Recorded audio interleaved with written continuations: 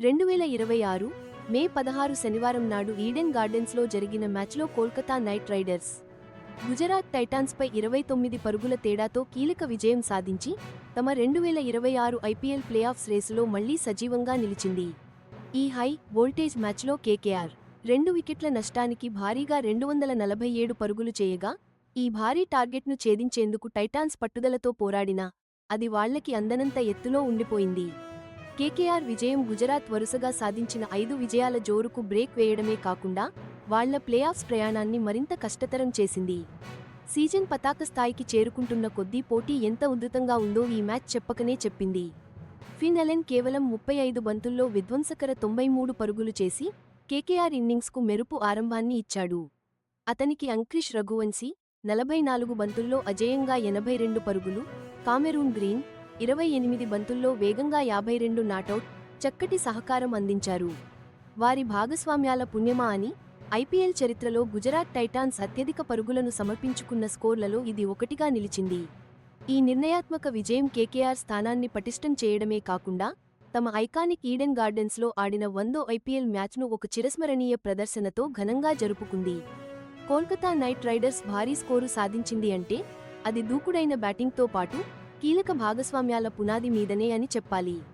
Finn Allen innings గురించి చెప్పాలంటే అది పవర్ హిట్టింగ్లో ఒక మాస్టర్ క్లాస్ అనే చెప్పాలి. 10 సిక్సర్లు 4 బౌండరీలతో అదరగొట్టేశాడు. అంతేకాదు అంక్రిష్ రఘువంశీతో కలిసి 95 పరుగుల కీలక భాగస్వామ్యం నెలకొల్పాడు. ఆ తర్వాత రఘువంశీ కామెరూన్ గ్రీన్తో కలిసి గేర్ మార్చి 3వ వికెట్కి కేవలం 53 బంతుల్లోనే మరో 108 పరుగులు జోడించారు. గ్రీన్ కొట్టిన అర్ధ సెంచరీతో కేకేఆర్ ఇన్నింగ్స్ చివరి దశల్లో కూడా స్కోరు వేగాన్ని అస్సలు తగ్గించకుండా చూసుకోగలిగింది. బౌలింగ్ విషయానికి వస్తే వెటరన్ స్పిన్నర్ సునీల్ నరైన్ కేకేఆర్కి చాలా కీలకమైన ప్రదర్శన చేశాడు.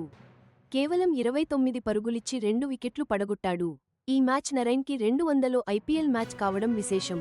తన సుదీర్ఘ కెరీర్లో ఇది నిజంగా ఓ పెద్ద మైలురాయి అనే చెప్పాలి. తన కట్టుదిట్టమైన బౌలింగ్తో టైటాన్స్ చేజింగ్లో వాళ్లకు ఊపందుకోకుండా అడ్డుకోవడంలో నరైన్ కీలక పాత్ర పోషించాడు. సౌరభ్ దూబే కూడా ఓ వికెట్ తీసి తన వంతు సహకారం అందించడంతో మ్యాచ్పై కేకేఆర్ పట్టు మరింత బిగిసింది.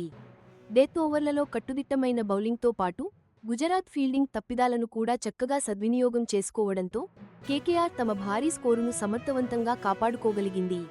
248 పరుగుల భారీ లక్ష్యాన్ని ఛేదించే క్రమంలో గుజరాత్ టైటాన్స్ జట్టు గట్టి పోరాటమే చేసింది.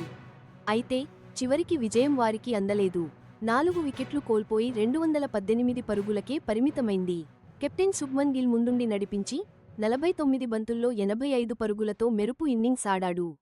అతని ఇన్నింగ్స్లో 5 ఫోర్లు 7 సిక్సర్లు అలరించాయి. జోస్ బట్లర్ కూడా 35 బంతుల్లో 57 పరుగులతో చక్కటి సహకారం అందించాడు.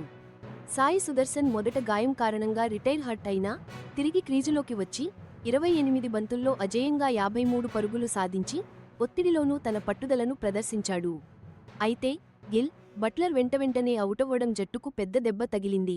చివరి ఓవర్లలో గుజరాత్ టైటాన్స్కు పని మరింత పెరిగిపోయింది. ఈ ఓటమి ఐపీఎల్ 2026 పాయింట్ల పట్టికపై గణనీయమైన ప్రభావాన్ని చూపింది. గుజరాత్ టైటాన్స్ 13 మ్యాచ్ల్లో 16 పాయింట్లతో రెండో స్థానంలోనే కొనసాగుతున్నా ఈ ఓటమి వారికి ప్లేఆఫ్స్కు చేరుకున్న మొదటి జట్టుగా నిలిచే అవకాశాన్ని దూరం చేసింది. ఇక కోల్కతా నైట్ రైడర్స్ విషయానికొస్తే ఈ విజయం వారిని 12 మ్యాచ్ల్లో 11 పాయింట్లతో 7వ స్థానానికి చేర్చింది. ఈ హోరాహోరీ లీగ్లో వారి ప్లేఆఫ్ అవకాశాలను ఇంకా సజీవంగా ఉంచింది.